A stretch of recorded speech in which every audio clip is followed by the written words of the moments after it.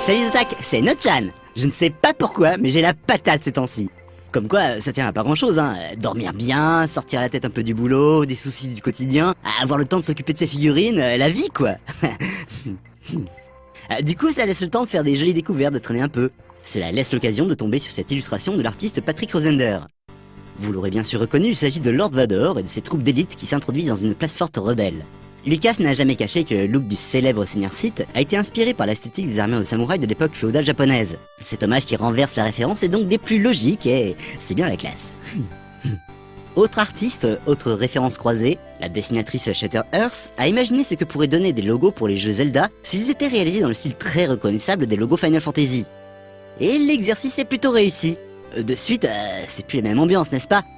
Les références, c'est encore plus marrant quand c'est un éditeur qui cache des petits œufs de Pâques dans ses jeux pour évoquer son propre univers. Au début méconnu, les joueurs ont appris à connaître au fil des années la mélodie de Tota Kake.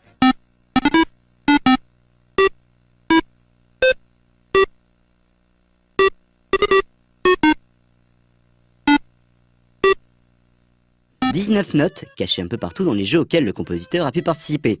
On avait eu l'occasion de vous en parler par le passé à travers différentes émissions sur la chaîne. Les connaisseurs étaient donc à l'affût à la sortie de Mario Kart 8.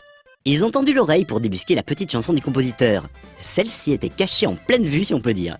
Dans le circuit Yoshi's Valley, il suffisait d'écouter un Yoshi dans les prés en train de fredonner la dite musique.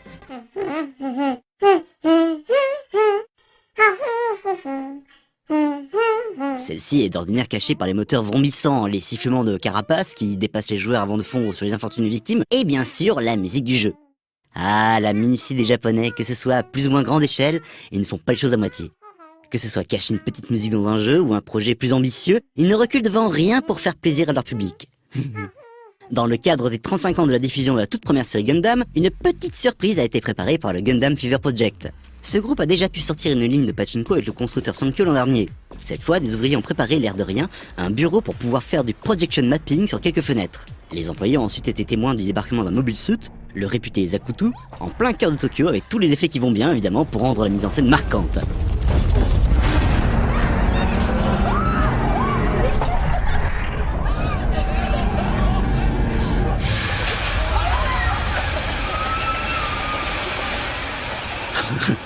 Qu'est-ce qu'on ne ferait pas pour s'amuser un peu entre deux formulaires à signer?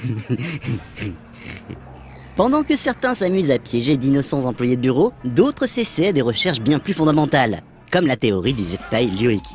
Vous savez, ce territoire absolu entre la jupe et la chaussette qui dévoile un bout des gambettes de ces demoiselles. Ah, en voilà un sujet intéressant.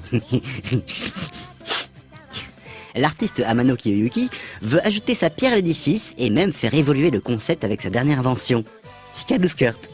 Au moyen de quelques LED placés stratégiquement sous les jupons, une lueur surréelle vient illuminer un endroit qui se dérobe encore et toujours à nos yeux, mais dont la présence est évoquée et renforcée. En japonais, on appelle cela le komorebi, la sensation que l'on a quand les rayons du soleil filtrent à travers les branches des arbres. Ici, tout est suggéré, on ne voit rien, mais on a comme l'impression de voir un peu... Ah.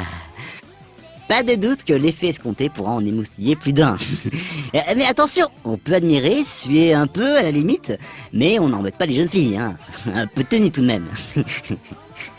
Bon, pour faire retomber toute cette tension qui s'est accumulée d'un coup, je le sens bien, hein, repartons sur quelque chose de plus léger. L'équipe de Flight Test, des passionnés de modélisme et de toutes sortes de choses qui peuvent voler, présente fièrement sa dernière invention. Et ils ont construit en miniature, avec l'aide de plusieurs drones, le porte-avions du Shield. Mais si, le hélicarrier que l'on a pu voir dans le film Avengers. À la vue de ces quelques images, je me demande ce qui est le plus classe. Le fait que le bidule le vole effectivement, ou bien que l'équipe, bien au sol, porte des sortes d'Oculus Rift pour piloter l'engin. Référence à petite ou grande envergure, après tout, quand même, c'est l'intention qui compte. Je pourrais continuer longtemps sur ma lancée, mais il faut savoir être raisonnable et s'économiser un peu, de temps en temps. C'est pourquoi je vais en rester là, et je vous dis à la prochaine les Zotac.